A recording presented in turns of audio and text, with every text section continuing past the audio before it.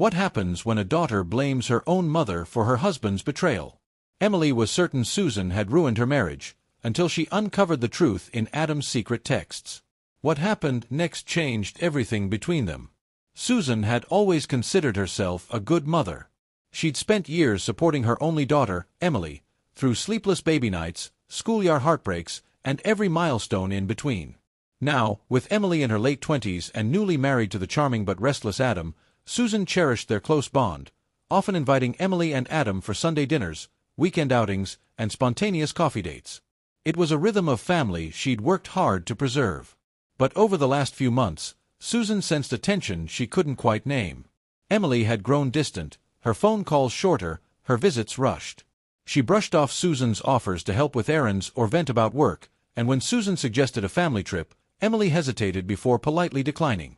"We're just busy, Mom," she explained, a tired smile on her face. Adam, on the other hand, had grown more present, sometimes showing up at Susan's door on his own, bearing a bottle of wine or a pie from the bakery. He'd charm her with small talk, ask for advice about fixing a leaky faucet or choosing a birthday gift for Emily, then linger in the kitchen well after dinner was finished. Susan found the attention flattering at first, but as weeks went by, she began to notice Adam's wandering eyes, the way his hand brushed against hers when passing a plate, the sly jokes that seemed a little too intimate. One Saturday, while Emily was working late, Adam showed up unannounced. "Just thought I'd stop by," he said, carrying a bag of groceries. He insisted on making dinner together. They cooked, laughed, and, after the meal, Adam poured them both an extra glass of wine. The evening took on a peculiar energy, one that left Susan feeling both complimented and uneasy. The next morning, Emily called, her voice clipped. "Adam said you invited him over for dinner without me? That's a little weird, Mom." Susan tried to explain, but Emily cut her off, clearly annoyed. "Please don't do that again." Susan apologized, vowing to keep her distance, but the incident left her unsettled. As spring turned to summer, Emily's calls became even less frequent. When Susan finally invited them both for a family barbecue, Emily replied, "Adam's busy that weekend. Maybe next time."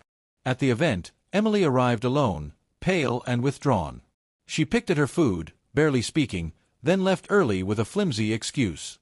Concerned, Susan tried to reach out, texting gentle check-ins and leaving voicemails. Days passed with no reply. Then, one evening, Susan ran into Adam at the grocery store. He was with a young woman Susan didn't recognize.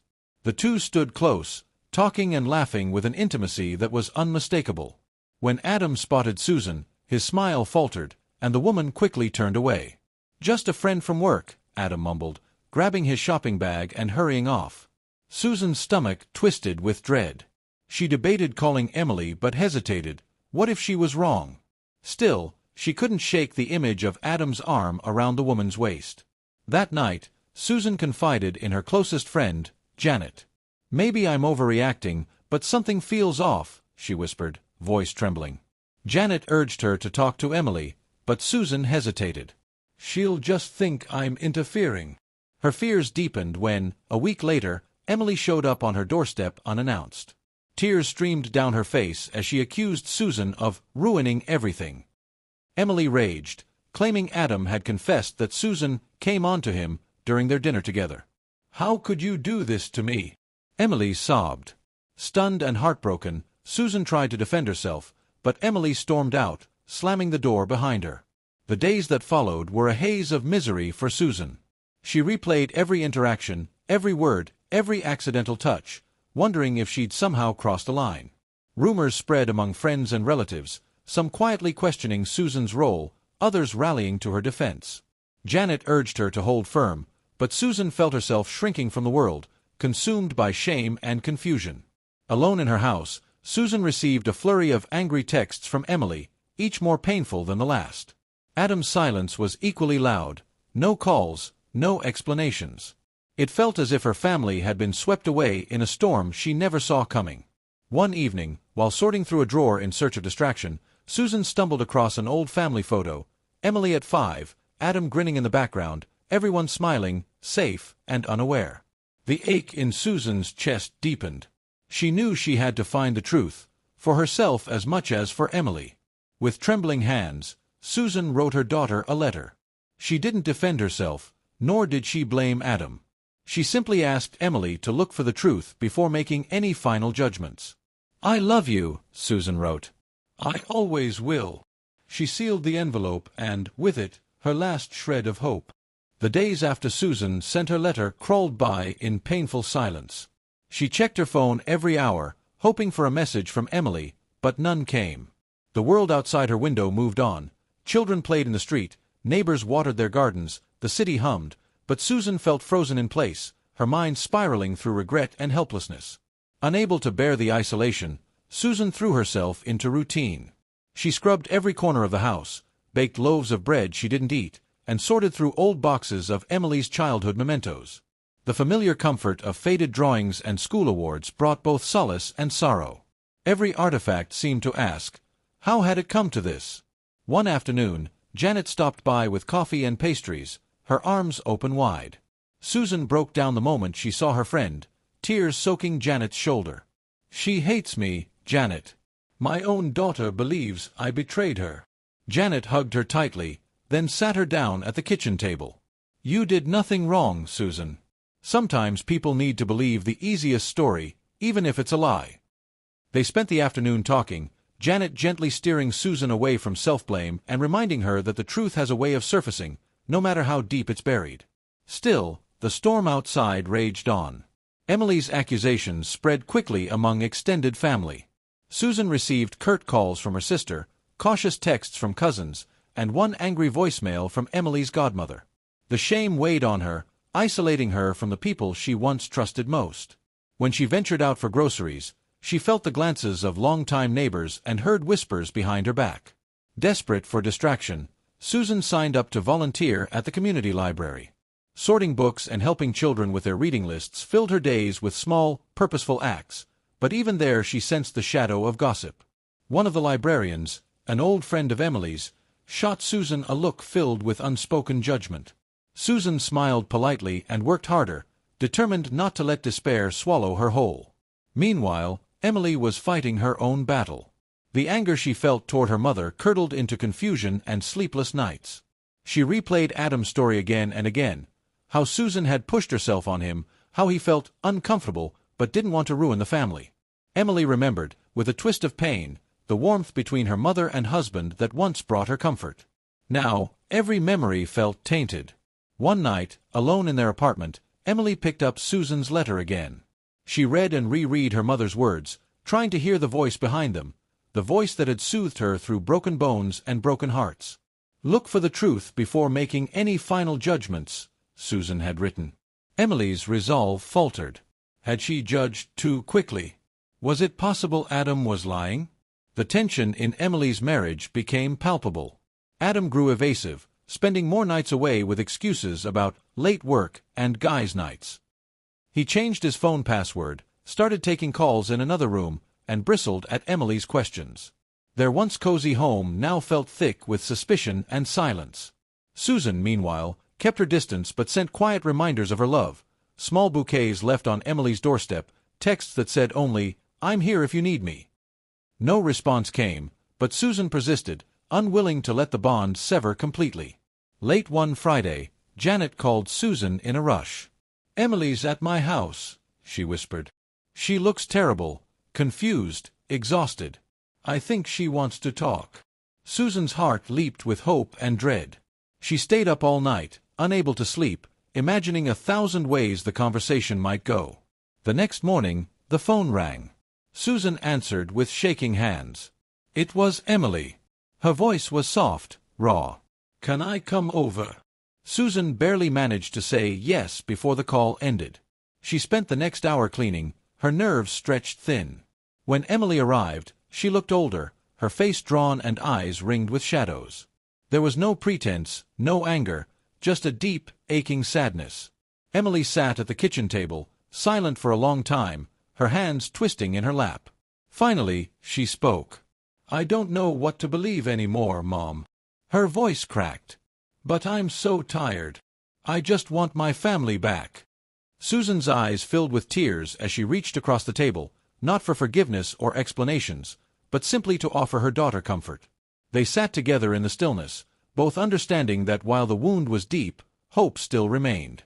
Susan and Emily's reunion was raw and tentative, the kind of fragile peace that might dissolve with the wrong word. They spent the afternoon sipping tea in near silence, each wary of the other's pain. The kitchen, once the heart of their home, now felt like a neutral territory, safe enough for honesty, but charged with years of love and unspoken questions. At first, Susan didn't ask for explanations. Instead, she listened. Emily spoke haltingly, her voice heavy with fatigue. "Adam hasn't been himself," she admitted. "He works late, comes home angry. He barely looks at me anymore." She swallowed, looking down at her trembling hands. "I don't know what's real, Mom. I don't know who to trust." Susan's own heart ached, but she pushed aside her pain to focus on her daughter. "Emily, you don't have to figure it out alone. Whatever happens, I'm here. I always have been." Emily nodded, silent tears running down her cheeks. Susan wiped them away, careful not to say too much or push too hard. They spent hours together, talking about everything but the accusations, childhood memories, favorite teachers, how Susan's roses were blooming despite the heat. Emily seemed to relax, the lines in her forehead softening as she rediscovered the comfort of her mother's presence. By evening, Emily had fallen asleep on the living room couch. Susan covered her with a blanket and sat beside her, watching the sun fade through the window. For the first time in weeks, hope flickered inside her, a small, tentative flame. The next morning, Emily woke early and offered to make breakfast. The gesture felt like an apology, though the hurt still lingered between them. Over scrambled eggs and toast, Emily finally voiced the question that had haunted Susan: "Why didn't you defend yourself more? Why didn't you tell everyone what really happened?" Susan's hands shook as she set down her mug. "Because I didn't want to put you in the middle. I didn't want to hurt you more." She hesitated. "And I knew the truth would come out, one way or another. Lies don't last, Emily. But love does." Their conversation was interrupted by a knock at the door. Janet, stopping by with fresh croissants and a knowing smile. "I thought you two might need these," she said, squeezing Emily's shoulder. The three women sat together, laughter slowly returning as Janet steered the talk to lighter subjects. Later that day, Emily received a message from Adam. "Running late, don't wait up." The familiar frustration returned, but this time, Emily didn't try to explain away his absence. She told Susan about Adam's late nights and secretive behavior, how he always guarded his phone and changed the subject whenever she asked about work. Susan listened, choosing her words carefully. "Emily, sometimes when people are hiding something, they do everything they can to make others look guilty. That doesn't mean you have to accept it." Emily frowned, considering this. "Do you really think Adam could?" She trailed off, unable to say the word. "I don't know what Adam is doing," Susan replied gently. "But I know what I'm not doing. I would never betray you." As dusk settled, Emily announced she wanted to go home and think. Susan walked her to the door, hugging her tightly. "No matter what happens, you always have a place here," Susan whispered. That night, Susan called Janet, her heart aching with a confusing mix of relief and dread. "She's starting to see, I think. But she's still so lost." Janet reassured her, "Just be patient. The truth always finds its way to the light." For the first time in weeks, Susan slept deeply, comforted by the hope that Emily's trust might yet be restored. The road ahead was uncertain, but at least now, they were walking it together. Emily returned to her apartment late that night, the shadows on the walls taller than she remembered. The silence felt heavier, more suspicious, each darkened corner whispering questions she was afraid to answer. Adam wasn't home. The bed was untouched, and his keys were missing from the bowl by the door. Emily sank onto the sofa, phone in hand, mind racing with doubt. She scrolled through old texts, searching for signs she'd missed, clues hidden in the ordinary rhythm of their married life. There were messages about dinners, weekend plans, inside jokes. But lately, the tone had shifted. Adam's replies were curt, his excuses repetitive. "Working late. Big project. Don't wait up." The words looked colder now, as if she were reading someone else's story. Unable to sleep, Emily wandered the apartment, collecting small betrayals. A receipt for a fancy restaurant she'd never visited, a bottle of unfamiliar perfume in the bathroom cabinet, a scarf that wasn't hers stuffed in the back of the closet. Each new discovery twisted her gut tighter. When Adam finally returned after midnight, he moved quietly, as if hoping to slip into bed unnoticed. Emily sat waiting in the living room, arms folded. "Where were you?" she asked, her voice steady. Adam jumped, then forced a casual shrug. "Just work." "I told you." "Then why is there a restaurant receipt in your jacket pocket?" Emily pressed. Adam hesitated, his practiced charm faltering. "A client dinner," he said, avoiding her gaze. "You know how it is." Emily didn't answer. Instead, she watched him undress, every gesture stiff and defensive. She waited until he was in the shower before picking up his phone, heart pounding. The password had changed again. In the days that followed, tension grew thick between them. Adam became irritable, snapping at small things, accusing Emily of being paranoid. Emily, for her part, grew more watchful. She started taking notes, times Adam left, people he mentioned, small inconsistencies in his stories. She felt like a stranger in her own home, unsure of who to trust. Susan checked in daily, sending quiet encouragement but never pushing for answers. "Take your time, sweetheart," she texted. "I'm here." Emily clung to these messages, drawing strength from the mother she had so recently doubted. A week later, the breaking point came. Emily arrived home early from work to find Adam in the middle of a whispered phone call. He stiffened as soon as he saw her, ending the call abruptly and slipping the phone into his pocket. "Who was that?" Emily asked, voice trembling. Adam deflected, anger flaring. "Why are you spying on me? Don't you trust me?" His defensiveness was answer enough. Emily reached for the phone, but Adam snatched it away, voice rising. "Stop acting crazy. You're just like your mother, always in my business." That accusation landed like a slap. Emily stood her ground, her anger finally eclipsing her fear. "You're hiding something, Adam. I can feel it. And blaming my mother won't change the truth." Adam stormed out, leaving Emily alone in the echoing apartment. Shaking, she called Susan, her voice breaking. "I think I made a terrible mistake, Mom. I should have trusted you. I don't know what to do." Susan listened, calm and steady. "You start with the truth, Emily. And if you need help, I'll be right by your side." After hanging up, Emily dried her tears and sat at the kitchen table, determination hardening in her chest. She was done being manipulated, by Adam, by fear, by her own doubts. She would find the truth, no matter how much it hurt. That night, she slept with Adam's phone on her mind and a plan slowly forming. The next morning, Emily woke early, her resolve sharpened by exhaustion. Adam was still asleep, sprawled across the bed, his phone gripped tightly in one hand. She watched him for a moment, feeling a mix of anger and sadness, then quietly slipped out of bed and began her day, careful not to disturb him. She spent the morning on autopilot, showering, dressing, making coffee, her mind spinning with strategy. The apartment felt different now, a place of secrets, not safety. As she sipped her coffee, Emily's eyes fell on Adam's briefcase, half open on the dining table. Tucked between work papers was his old, rarely used tablet. On a hunch, she picked it up and tapped the screen. To her surprise, the device was still logged in and synced with Adam's accounts. Emily's pulse hammered as she scrolled through his email and message notifications. Buried among work threads were dozens of texts, late-night exchanges with unknown numbers, flirtatious messages, even hotel reservations. One contact stood out, M. The conversations with M were explicit, leaving no doubt that Adam had betrayed her. A wave of nausea swept over her. Emily sat down, reading message after message, her worst suspicions confirmed in painful detail. There were photos, plans, jokes at her expense, evidence she could never unsee. The messages stretched back months, overlapping with the very time Adam had accused Susan of inappropriate behavior. For a moment, Emily could hardly breathe. She set the tablet down and forced herself to stand. Rage gave way to heartbreak, then to a chilling clarity. Adam had lied to her, weaponized her love for her mother, and made her feel complicit in his betrayal. Adam stirred in the bedroom, and Emily quickly placed the tablet back in the briefcase. She gathered herself, wiped away her tears, and left the apartment without a word, her mind whirling.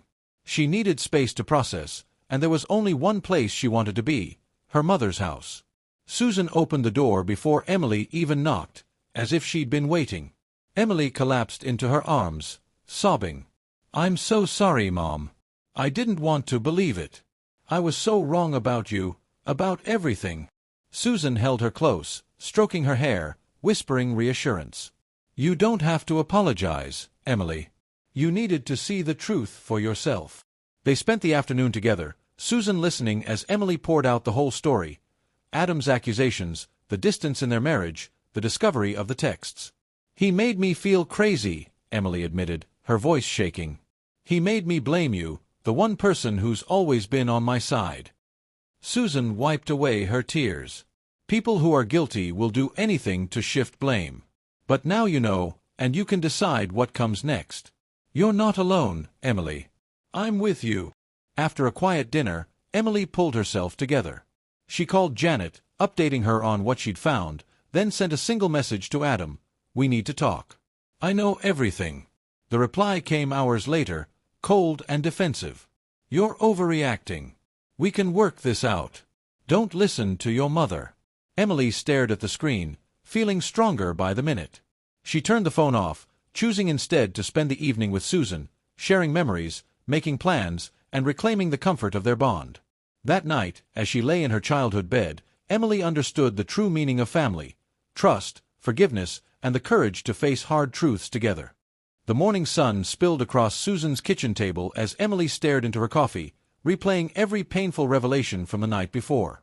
Susan moved quietly around her, preparing breakfast, her gentle presence a balm after weeks of chaos.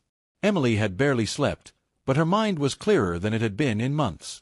Janet arrived mid-morning with a tight hug and fresh bagels. The three women sat together, Janet offering legal advice from her own messy divorce and Susan quietly reassuring her daughter. "You don't have to make any decisions right now," Susan said. "But you're not powerless, Emily. You have every right to stand up for yourself." Emily nodded, steeling herself for the next steps. With Janet's help, she began to document Adam's messages, taking screenshots and backing up the evidence in case it was needed for legal or personal reasons. Janet explained the process of separating finances, offered to connect her with a lawyer, and reminded Emily to stay vigilant. "Adam may try to twist things. He's done it before. But you have proof now, and you have us." The sense of agency renewed Emily's spirit. After a long walk in the garden with Susan, she returned to her apartment, this time with her mother beside her. The place felt cold and foreign, but Emily entered with purpose. She gathered the clothes and belongings she needed, ignoring Adam's scattered possessions. Susan moved through the rooms with her, silent but strong. Just as they were leaving, Adam returned. The confrontation was inevitable. Adam stood in the doorway, face a mixture of bravado and guilt. "You really brought your mother?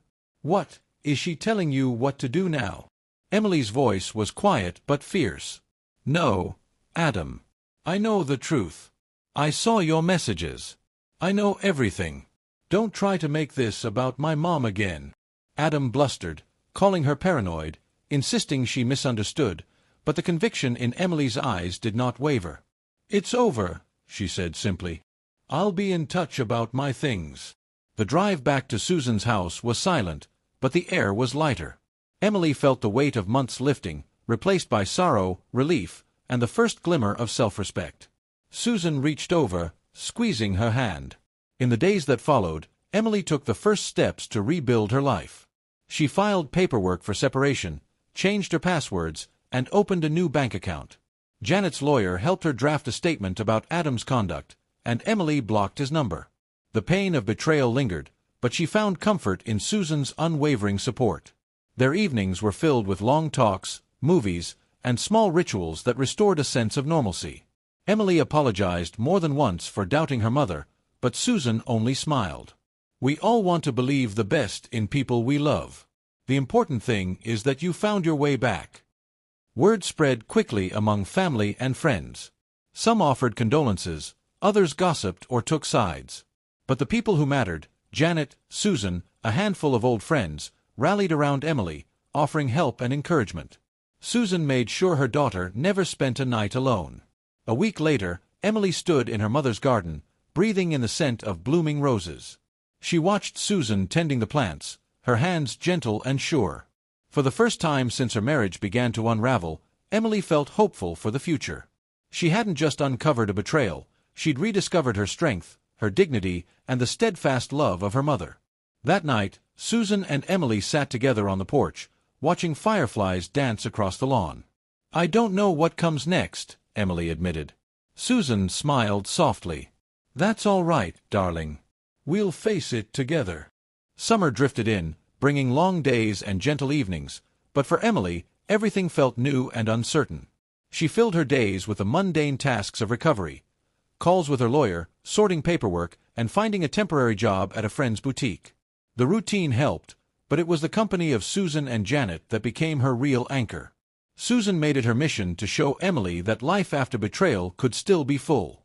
She organized little adventures, a weekend drive to a nearby lake, Sunday picnics in the park, a pottery class where both women ended up covered in clay and laughter. Janet joined whenever she could, and the three shared meals, swapped stories, and leaned on each other for comfort and hope. Despite the progress, echoes of Adam's betrayal lingered.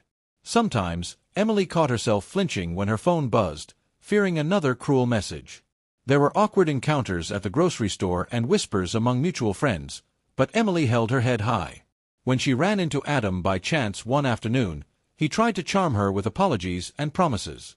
Emily listened quietly, then told him, "I know who I am now. I won't let you twist my world again." She walked away, stronger for having faced him on her terms. Susan, meanwhile, noticed subtle changes in her daughter. Emily's laughter came easier, her smile more often genuine, and she began to make plans for her future. One day, Emily mentioned the possibility of going back to school, something she'd long dreamed of but put off during her marriage. Susan encouraged her, helping her research programs and even touring the campus together. At home, Emily took up gardening beside her mother. They spent hours in the sun, digging, planting, and tending to Susan's prized roses.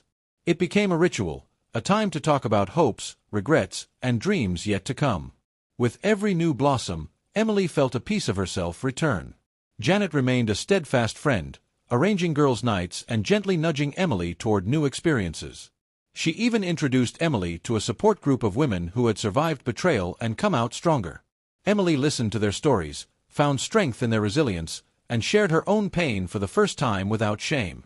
One evening, Susan surprised Emily with a small party, just a few close friends, a homemade cake, and decorations in Emily's favorite colors. As they laughed and celebrated, Susan raised a glass. To new beginnings, second chances, and the love that always brings us home.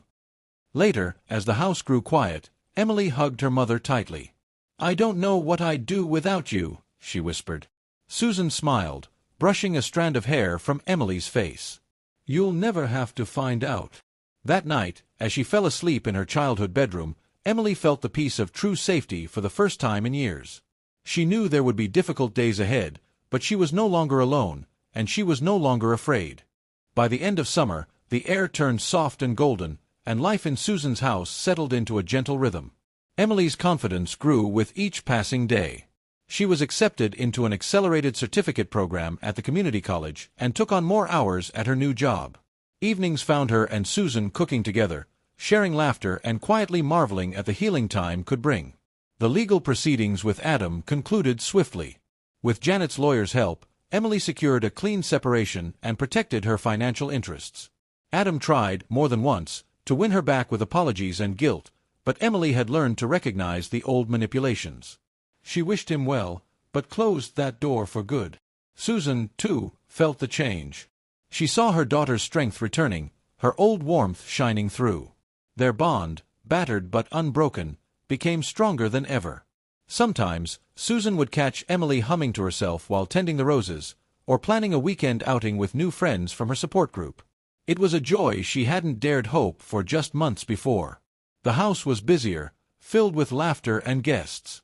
Janet dropped by often, sometimes with her own grown children, and Emily's circle of friends grew. They hosted a backyard barbecue in early autumn, where Emily made a toast. To family, chosen and real. And to my mom, who believed in me when I couldn't believe in myself. Later that evening, Emily and Susan sat side by side on the porch. Fireflies drifted over the lawn, and the sounds of happy voices lingered in the air. "I know now," Emily said softly, "that the truth matters more than anything, even when it hurts." Susan nodded. "And love endures, even when it's tested." They watched the stars in companionable silence, both changed by what they'd endured, but no longer defined by it. Emily wrote her first college paper at the kitchen table that weekend, the same spot where she'd done her homework as a child. She paused, looking around the warm, familiar room, and felt a surge of gratitude. She had found her way through heartbreak and betrayal, not by shutting the world out, but by letting the right people in. As the seasons turned, Susan tended her roses and Emily tended to her new life. Both knew there would be more storms and more healing, but for now, peace, and the unbreakable bond between mother and daughter, filled the little house with hope.